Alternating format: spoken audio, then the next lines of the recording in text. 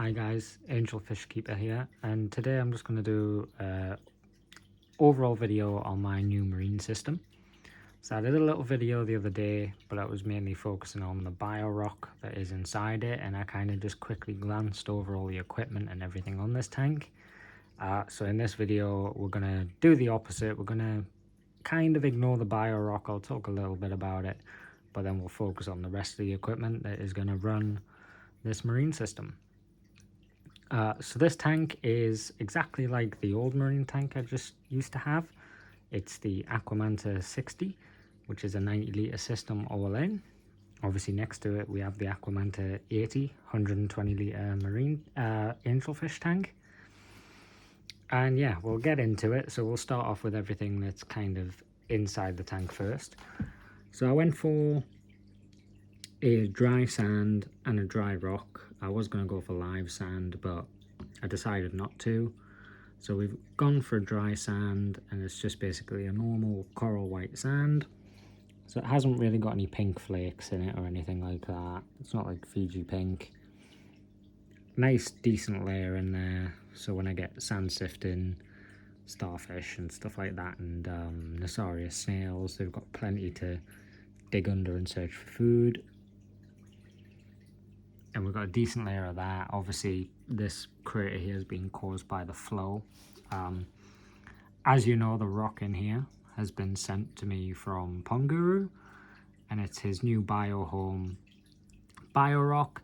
I went for the marine version. As I said, I think I'm the only person with the marine version at the moment. I know a few other people that got sent the tropical versions, so the lava rock simulation stuff. I went for the marine version for this tank, and 5 kilos of it fills it up really nicely. Made from exactly the same stuff as Biohome Ultimate Marine.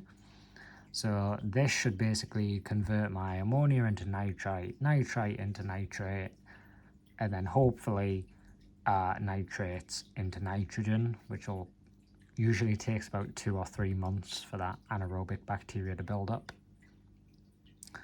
And then that should keep on top of my nitrates. Phosphates I'm not really worrying about just yet, because obviously we've got no coral in there.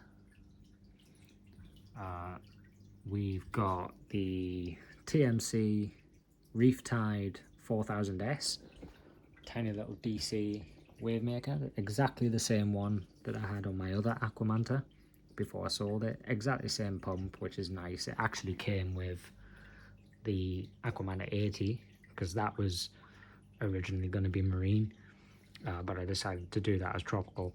So that's got my angelfish in. This is going to be the marine system. We'll go into the cabinet before we get onto the lighting, and I will turn the lights on. So in the bottom here we have the TMC Easy Dose 4.5 litre dosing containers. So it's like 1.5 litres each on each of those. And we are dosing calcium, alkalinity and magnesium. We're not dosing it just yet. I have primed the dosing pump, so the lines are all full with the solution now. It's just ready for each pump to be calibrated to how much to dose, how many times a day to dose, and then we'll be good to go. But I'm going to save that for when we get coral. But obviously I just need to, I just need to calibrate it when I'm ready to. But we're just going to leave it at that for now, and that is the J-Cord DS4 4-channel dosing pump. So we do have a spare pump here if I want to say dose Nugglepox or Red Seas AB+, which I do have both of them just there. I'm going to be following the Red Sea reef recipe for the mixed reef. The only thing I'm not going to be adding from that reef recipe is the trace colours. So like the iodine, the little 4 bottles of trace elements. I'm not going to be adding those because water changes should be enough for them. I'm just going to dose the main 3 elements: calcium, magnesium, alkalinity. I've got the Red Sea Foundation Pro test kit to test for those 3 things. I've got the Red Sea refractometer, which I measure daily just to make sure my salinity isn't dropping. For all of my other sort of tests, I've got an API saltwater test kit, so that'll do high range pH. The freshwater one that I have in this tank, that does basically all the way up to 7.6. This one will test from 7.6 to 9. So we've got high range pH, saltwater ammonia, nitrite and nitrate. I have a separate phosphate test kit, and also I shouldn't need it, but I've got a copper test kit there as well, just in case, because I'm not really into sending off ICP tests and all that kind of stuff. If I need to test for copper, I've got a test kit there. Got the trusty old Aptasia X in the background there.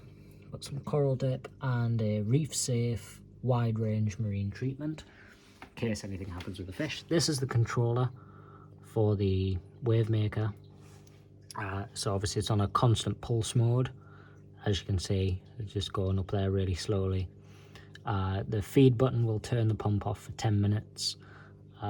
So that's nice. That's got a 10 minute feeding response on there. Really quiet pump, to be honest.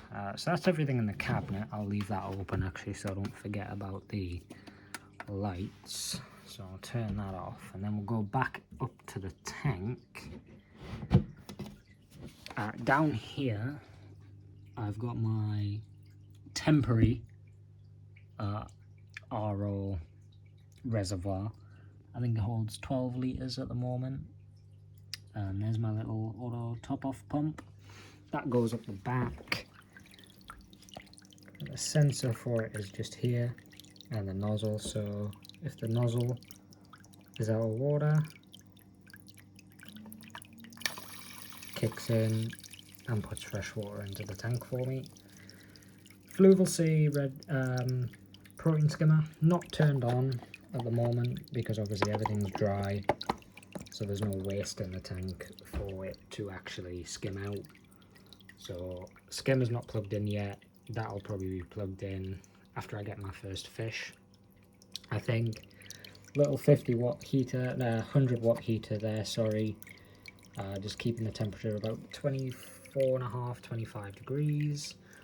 The thermometer for it is just there. These are my outputs for the dosing pump, so calcium, alkalinity and magnesium. 2 spare ones if I want to add anything else. And that chamber is also empty.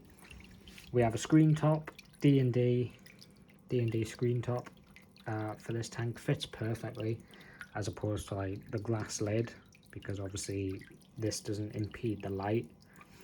This has better light penetration, and for lighting we have the Red Sea LED 50. Amazing light. I've only ever used the Kessel. I had a Kessel A80 and I've had Kessel 160s as well in the past, and this light is just amazing compared to that. It's on a swing arm, so if I need to get to the tank, you know, the light's not in the way. It swings either way, so that keeps it nice and out of the way. But to be honest, there's plenty of room to get in without actually moving the light at all. And it runs off the Red Sea Reef Beat app like most of the Red Sea equipment does. I have found it a little bit complicated. I mean, there's a manual setting, but the highest you can set that to is only 60 minutes before it goes back to like the preset, which is quite annoying. I've had to turn it onto the manual for this video, otherwise it's just too blue. So I've turned the blues right down and it's running mainly whites at the moment, which is why the tank isn't so blue. But I will be getting like an orange filter to be able to filter out those colors for further videos. Media at the moment, I'm not really running anything fancy. We've literally got a decent bit of sponge in the very bottom, some Seachem Matrix, and literally just filter wool, which is still clean from like 3 days ago because there's nothing in there producing waste. Obviously when I get more fish, I'm going to use this chamber and this chamber for filter media, but at the moment what is in there is just perfectly fine. And yeah, that is pretty much it. That's all the equipment. If you want to know anything about anything in more detail, just leave it in the comments. any idea what I should add to this tank, also leave it in the comments. I really can't wait to see what coral looks like when it starts to attach to this rock. I think it's going to be amazing, and it's so porous that all the little critters and stuff that you get will end up being able to go all the way through that. My first fish is most likely going to be clownfish, and I'll probably get a firefish as well, but other than that, I'm not too sure. I do want a dwarf angel, but I'm not sure on what kind. Oh, and yes, the return pump as well is a 780 litre per hour return pump, and the wave maker is 4,000 litres an hour. Do the math, the turnover on this tank is 20 times turnover. 20 times turnover, yeah, round about there, I think. That tank's got a 1,000 litre per hour return pump on it, so that's getting turned over 10 times an hour, because by the time you put the rock and the sand, the wood and the sand in, that tank's only around 100 litres. This one's probably only around 80 litres, so yeah. We're not going to go crazy with fish. It's not going to fit a load. I've future-proofed myself with the light. This will pretty much grow any coral I want in this tank. We're going to start off with softies and LPS, but I might try like a bird's nest, some sort of easy SPS, maybe some Platon Montipora, but we'll see how it goes. So yeah, thanks for watching. Please like, comment and subscribe to see future updates on this tank. Bye.